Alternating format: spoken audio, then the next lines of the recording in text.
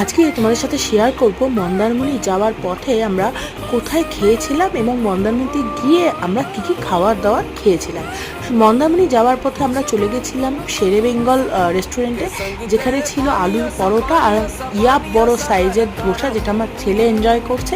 আর আলু পরোটার সাথে ছিল কাবলি ছোলা দিয়ে আলু দিয়ে একটা সুন্দর তরকারি, আর ধোসার সাথে তো ধোসার চাটনি আর সাম্বার দেওয়া হয়েছিল। এরপরে চলে গেলাম আমরা সাগরবৃষ্টি রিসর্টে, যেখানে আমরা দুপুরে সাগরবৃষ্টি রিসর্টে খেয়েছিলাম ভাত, ডাল, ঝুরি আলু ভাজা, তার সাথে আমাদের জন্য নেওয়া হয়েছিল ক্র্যাব মশালা কারি, আর তার সাথে নেওয়া হয়েছিল পমপ্লেট ফ্রাই, এবং তার সাথে ছিল কাতলা মাছের একটা সুন্দর রেসিপি।